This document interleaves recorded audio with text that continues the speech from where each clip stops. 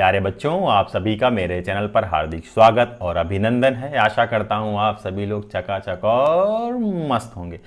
बच्चों, previous episode में हम लोगों ने एक लॉग का बड़ा ही बेसिक सा प्रॉब्लम डिस्कस किया था और उस प्रॉब्लम को डिस्कस करते समय हमने ये देखा था कि हम कहां पर मिस्टेक्स कमिट कर सकते हैं और हमने ये भी देखा कि इस मिस्टेक्स को हमें कैसे अवॉइड करना है फ्यूचर में जब कभी हमें कोई लॉग से रिलेटेड प्रॉब्लम्स को हम फेस करेंगे। ठीक है ना। और ये सारा काम हमने खेल खेल में ही किया था, बहुत कुछ हम लोगों ने एक्स्ट्रा नहीं किया था।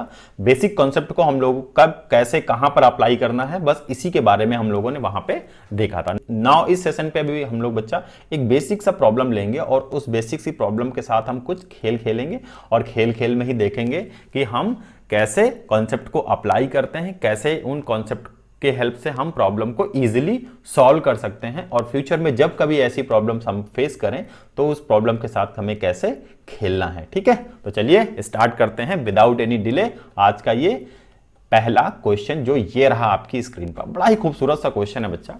इसमें ये कहा जा रहा है कि एक लॉग दिया हुआ है, log 7 to the base square root of 2, और ये पूछा जा रहा है कि ये एक रैशनल नंबर है या इररेशनल नंबर्स। अब मजे की बात यह है कि आज तक आपने जो भी रैशनल या इररेशनल की जो डेफिनेशन पढ़ी है उसमें आपको बच्चा क्या बताया गया था कि जब कभी आप किसी भी नंबर को p बाई क्यू के फॉर्म में लिख लेंगे where q is not equal to 0, अब नंबर को इस फॉर्म में लिख पा रहे हैं तो ये रैशनल नंबर हो जाएगा। ठीक है ना। किसी भी नंबर को अगर आप इस फॉर्म में लिख पा रहे हैं तो, इस फॉर्म में नहीं लिख पा रहे हैं आप किसी नंबर को तो वो एक इररेशनल नंबर है। ठीक है ना। ये डेफिनेशन आपने पढ़ी। इररेशनल नंबर्स और रैशनल नंबर्स की एक और डेफिनेशन है बच्चा कि रैशनल नंबर्स के केस में आप उसके डेसिमल पॉइंट्स की जो भी वैल्यूज हैं, यानी x पॉइंट समथिंग जो भी है, डेसिमल के एंड पॉइंट को आप डिफाइन कर सकते हैं, बता सकते हैं। ठीक है ना। बट इररेशनल के केस में आपको उस नंबर का जो डेसिमल का एंड पॉइंट है उसके बारे में कोई इंफॉर्मेशन नहीं होती। आप ये नहीं बता सकते कि आज की डेट में उस इररेशनल नंबर्स का जो एंड पॉइंट है वो क्या है। जैसे आपको पता ही है पाई का जो भैया आज तक वो उसकी मतलब चल ही रहा है, एंड पॉइंट खोजने में लगे हुए हैं लोग। ठीक है ना। तो खैर वो बात की बात है, वो हम लोग अभी डिस्कस नहीं करते हैं, अपनी प्रॉब्लम पर आते हैं। तो ये हमें पता है कि p बाई क्यू के फॉर्म में लिख सकते हैं या नहीं लिख सकते हैं, ये तो हमने पढ़ा था। But what about this question. अब इस क्वेश्चन में तो आपको गिवन है, एक लॉग फॉर्म गिवन है, और लॉग जब इस फॉर्म में गिवन है तो आप कैसे बताएंगे कि ये रैशनल है कि नहीं। ठीक है। अब एक चीज आपको ये दिख रहा है कि square root of 2, square root of 2 आपको ये बताया गया भैया ये एक इररेशनल नंबर है, तो आप ये कह सकते हैं इसको देखते ही कि भैया ये भी एक इररेशनल नंबर है। क्या है ये? एक इररेशनल नंबर है। क्या है? Irrational number. क्वेश्चन फिनिश, चलें घर। बहुत बढ़िया। नहीं भैया रुक जाओ, इस क्वेश्चन को इसीलिए लिया गया है यहाँ पे। कितना बेसिक सा क्वेश्चन है, समझिएगा। अब इस क्वेश्चन को सॉल्व करने से पहले हम आपसे कुछ क्वेश्चन पूछते हैं। ठीक है ना। वही जैसे हम लोग ना अपना ट्रेडिशनल खेल खेलते हैं। पहले आइए मैदान में आते हैं हम लोग। अब मेरे को एक बात बताइए, अगर मैं आपसे पूछूं कि भैया एक बात बताओ मेरे को, एक y इज इक्वल टू है log square root of 2 to the, ये है 8। ठीक है ना। log 8 to the base square root of 2 है। अगर ये है तो क्या ये एक रैशनल है या इररेशनल है? बताइए। नहीं पता तो चलिए खोजते हैं। देखिए क्या करना बच्चा आपको, मैंने आपको एक फॉर्मूला है, मैं आपको बताता हूं, और अगर इसकी पावर मैंने कुछ लिख दिया, लेट से x लिख दिया, तो इसको आप ऐसे भी लिख सकते हैं, log b to the base a।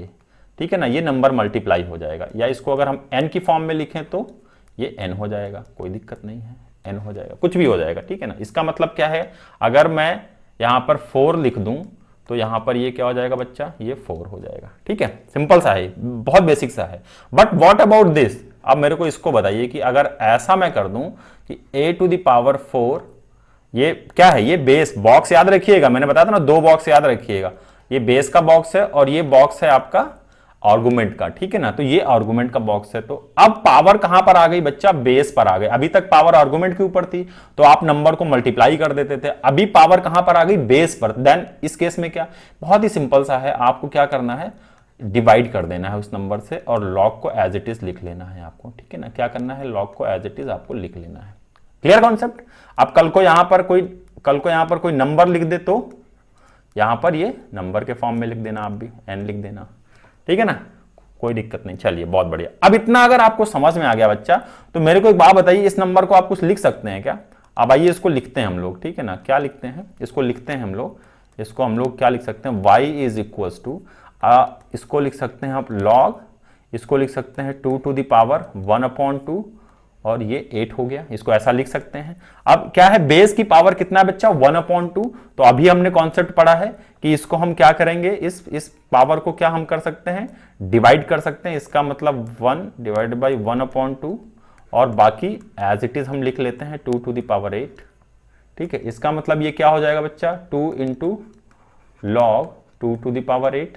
इसको और सॉल्व करेंगे तो क्या आएगा बच्चा, 2 लॉग 2, और 2 टू दी पावर क्या लिख सकते हैं, 2 8 है, 8 को क्या लिख सकते हैं, 2 टू दी पावर 3 लिख सकते हैं कहीं, यहां लिख सकते हैं।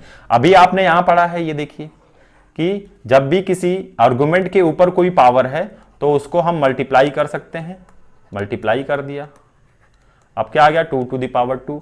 हमने ये भी कॉन्सेप्ट पढ़ा है, क्या पढ़ा है बच्चा, कि बेस और आर्गुमेंट जब सेम हो जाते हैं, क्या हो जाते हैं, बेस एंड आर्गुमेंट और क्या हो जाते हैं बच्चा, सेम हो जाते हैं।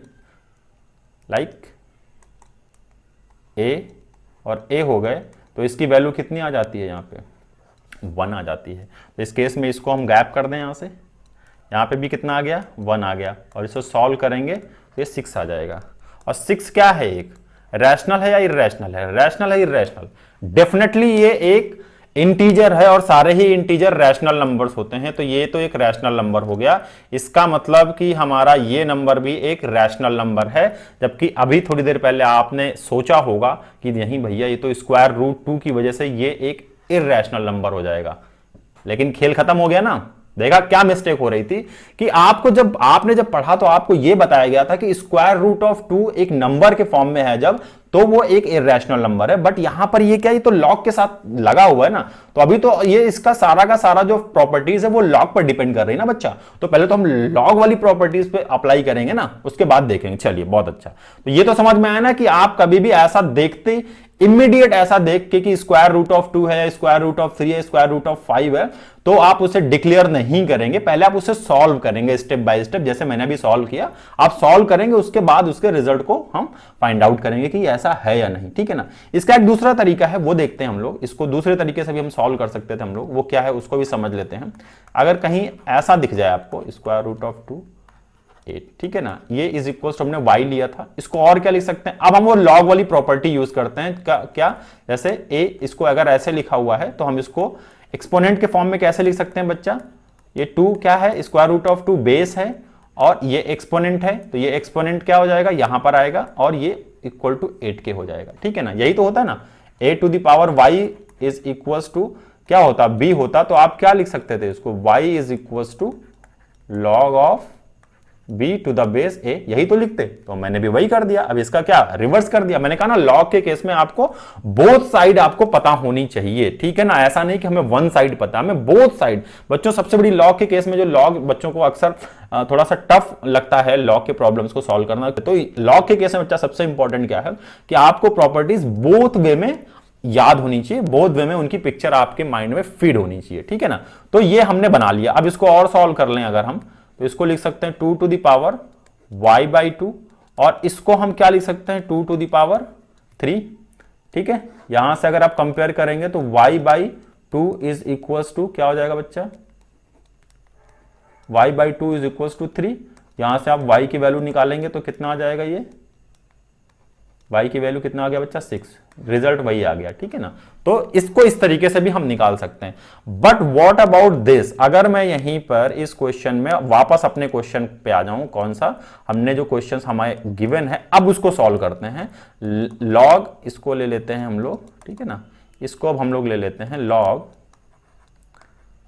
Base square root of 2 7 is equal to y, ठीक है ना। अब इसे सॉल्व करके बताइए मेरे को यहाँ पे क्या हो सकता है ये बच्चा, square root of 2 to the power y is equal to 7, ठीक है।